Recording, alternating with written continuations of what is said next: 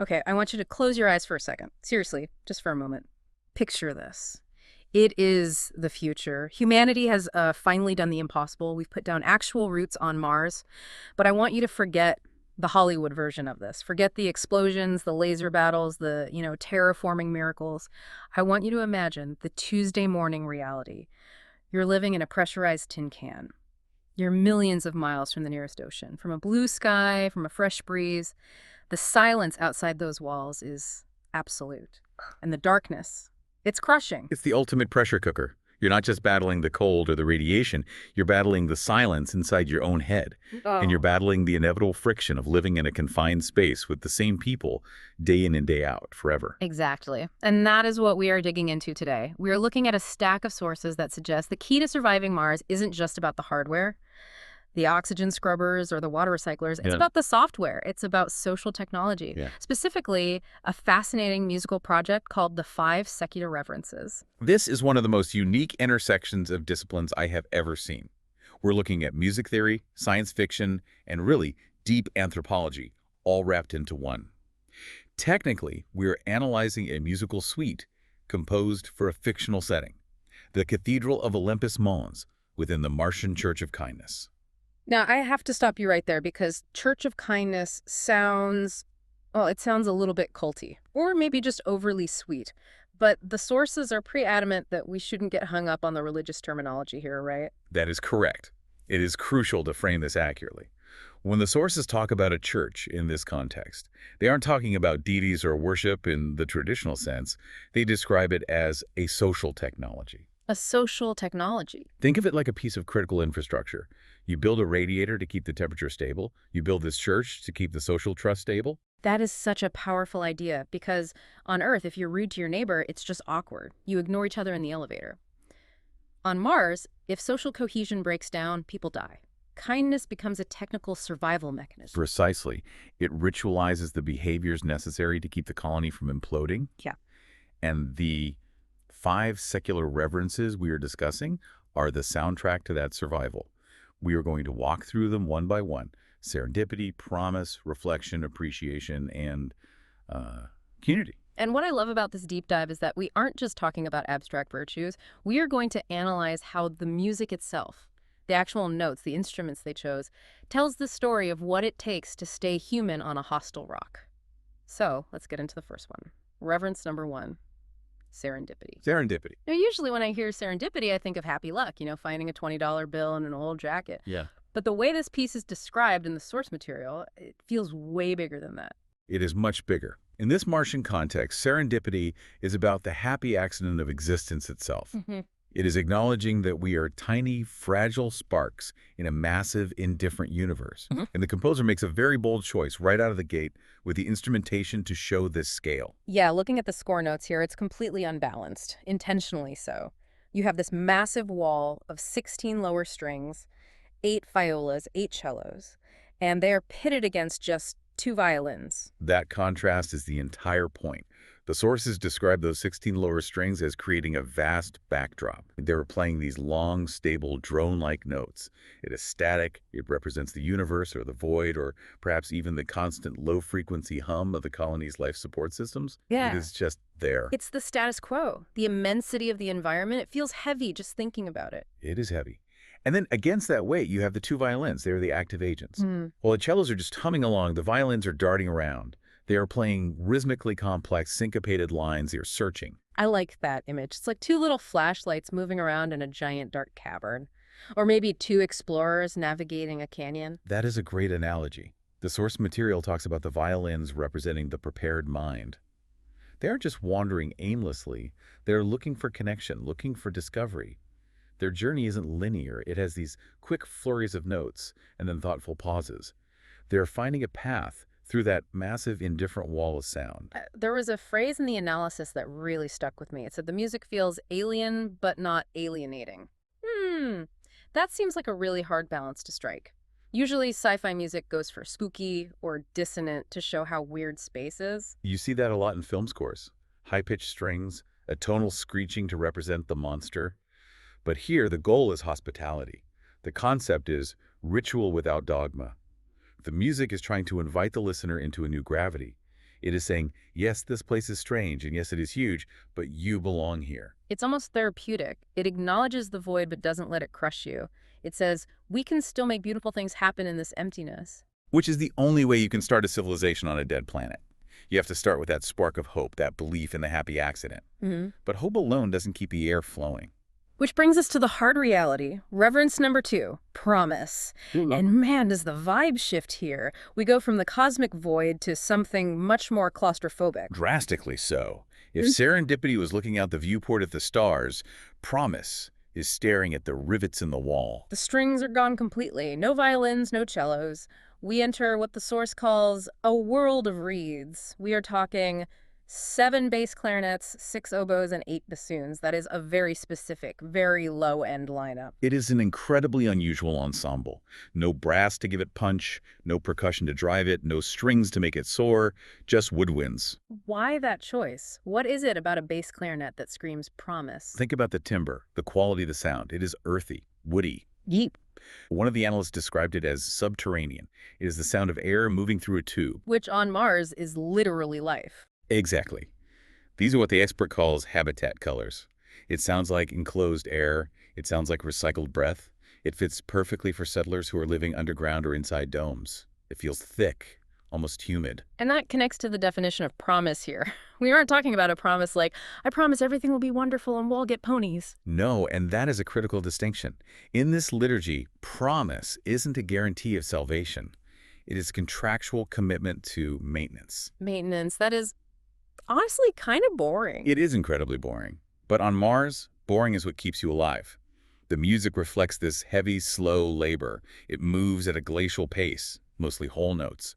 It doesn't rush toward a big climax. It suggests that keeping a promise isn't about a heroic moment. It is about the long, slow grind of showing up every day. It's the promise to change the filters, the promise to check the seals on the door. The music implies that kindness on Mars is infrastructural. Neglect isn't just rude. It's an existential threat. If I promise to maintain the airlock, and I don't because I'm tired or bored, I haven't just broken a social contract. I have endangered the entire colony. That gives me chills. It reframes boring tasks as sacred duties. But does the music sound grim? Because glacial pace and low reeds sounds a bit ominous. You might expect that, but the sources describe it as having a working warmth. The chords are complex, shifting slowly. It is the sound of a system humming along because everyone is doing their job. It is the amen of a job well done, rather than a prayer for a miracle. It's the sound of safety. I guess when you're surrounded by vacuum, the sound of a well-maintained machine is the most beautiful sound in the world. Exactly. So look at where we have been. We have oriented ourselves in the universe with serendipity. We have committed to the hard work with promise. Now the cycle pivots. We reach reverence number 3, reflection. This is described as the inward turning keystone. So we've looked out, we've looked around at the machinery, and now we look in the mirror. And the music changes texture again to match that psychological shift. We move to a 10-voice structure. It can be a choir or an instrumental equivalent. The source implies it's flexible. But the structure is what matters. It creates these planes of thought. Planes of thought. That is poetic, but what does that actually sound like? Imagine layers of sound that aren't just harmonizing in a standard way, but are shifting and realigning. It is like watching a mind turn an idea over and over again. The term used here is lucid ambiguity. I love that phrase, lucid ambiguity. It sounds like it means being clear about the fact that things are unclear. That is a perfect way to put it. The music doesn't resolve the tension. It doesn't end on a perfect happy chord that says everything is solved. Instead, it illuminates the tension. It allows the dissonance to sit there, visible and clear. Which feels very therapeutic. It is deeply therapeutic. The function of this reverence is to act as a bridge back to shared humanity. The source material discusses how this piece is about quieting down. It is about recognizing that despite the alien environment, despite the pressure suits and the checklists, we are still just people. It creates a space for error. Yes. If promise was about doing the work perfectly because you have to, reflection is admitting that we are imperfect. It creates a space for learning. It stops the forward motion and says, wait, let us think about this. It reminds me of that moment, in astronaut memoirs where they talk about just staring out the cupola window. It's the internal check-in that prevents the external pressure from cracking you. And that check-in is vital. Without reflection, the promise just becomes robotic drudgery. You need to remember the human inside the suit. Okay, so we've checked in with ourselves, we are centered. Now we move to reverence number 4, appreciation. And I have to say, the instrumentation choice here surprised me the most. We get a triad: piano, synthesizer, and organ. It is a fascinating combination, isn't it? It reads like a condensed history of music in 3 instruments. Right. You have the piano, which feels very acoustic, articulate, human-scaled. Hmm. Then the synthesizer, which brings in that tech atmospheric vibe. And then the organ, which feels heavy, like church heavy. But the analysis notes that the organ here anchors the piece in that liturgical tradition without being authoritarian. It gives it weight, but the synthesizer gives it a glow.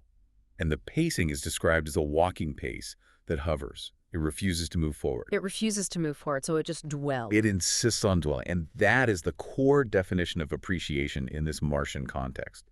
It is not gratitude as obligation. It is not your mom telling you to say thank you for the peas. It is survival-grade attentiveness. Survival-grade attentiveness. I want to double-click on that. How is paying attention a survival skill? In a closed system like a Mars colony, you cannot afford to tune out. You have to notice everything.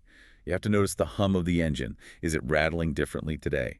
You have to notice the mood of your neighbor. Are they more withdrawn than usual? You have to notice the taste of the recycled water. So appreciation isn't just, oh, look at the pretty sunset. It's notice this texture, notice this detail. Exactly. The music teaches the listener to notice textures and resonances by layering these 3 very different keyboards. It acts as a guard against entitlement. Entitlement seems like a dangerous thing to have in space. It is fatal. Entitlement says, I deserve better than this. I deserve fresh air. I deserve real steak. That mindset leads to misery. Appreciation says, notice this specific shade of red in the dust. Notice this sound. It is enough. It is enough. That is a powerful mantra. It transforms the environment from a prison into a home. Precisely. If you are constantly wishing you were back on Earth, you were not really on Mars. The music doesn't have a big climax because the point isn't to get somewhere else. The point is to be here fully. Which brings us to the grand finale. We've gone through the self, the work, the observation. Now we arrive at reverence number 5, community. And here is the plot twist. The sources say this one started as a folk song. Yes, the lore attached to this suite is that this piece was originally apocryphal. That means it was unofficial. The people were playing it in the mess halls or the dorms on their own instruments long before the church made it official. I love that. The best traditions always start from the bottom up. It wasn't mandated by the council. It was what people wanted to play when they were off the clock. And the music reflects that energy, right? It's joyous. It is a stark shift from the slow, thoughtful pieces we have heard so far. We move to a faster tempo, 100 beats per minute. It is dance-like. And the instrumentation strips down to a classic trio: flute, violin, and piano. That feels very intimate, almost like a band playing in a corner of a bar. It represents conversation. Reflection was solitary thought. Community is dialogue. The source describes the instruments as chasing each other, bantering, swapping roles. The piano becomes percussive, then melodic. Everyone is talking at once. But here's the thing. Usually when we think of community in these utopian stories, we think of perfect harmony, everyone holding hands and singing in unison.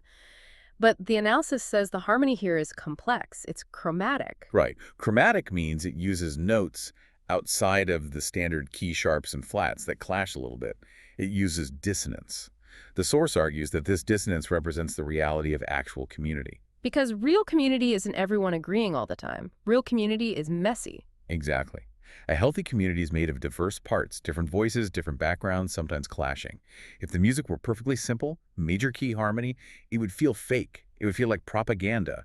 The complexity makes it feel real. It acknowledges that living together in a tin can is hard, and sometimes we step on each other's toes. And yet, despite the clashing, it holds together. And then we get to the ending, the solemnization. This is the moment where the folk tradition becomes canon.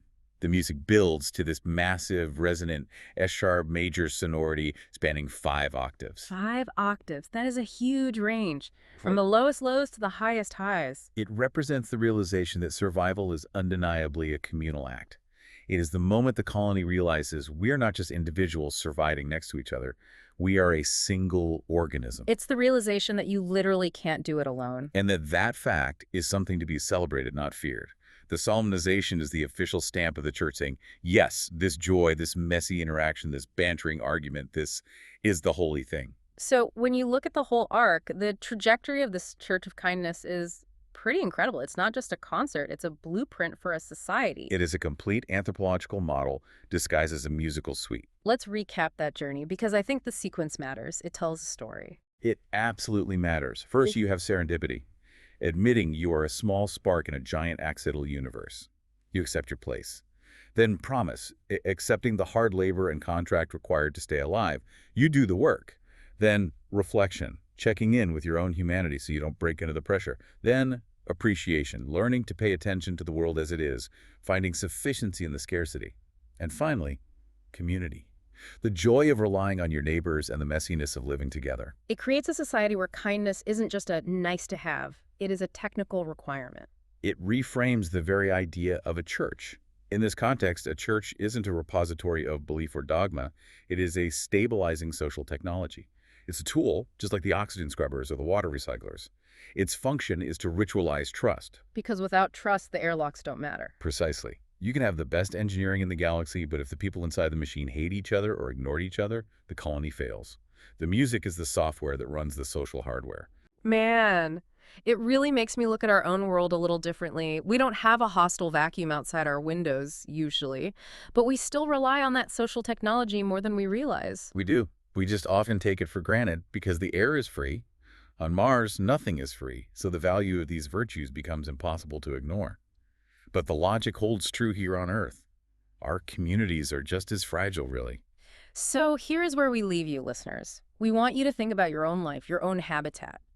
If you were designing a liturgy for your own survival, what would your secular reverences be? If your environment required survival-grade kindness to function, what would that music sound like? Would it be the hum of city traffic, the quiet of a forest, the chaos of a kitchen table? Listen to your world today with that Martian attentiveness. Notice the textures, appreciate the maintenance, the boring stuff that keeps your life running, and maybe find a little serendipity in the noise. It is enough. Thanks for diving deep with us. We'll see you on the next one.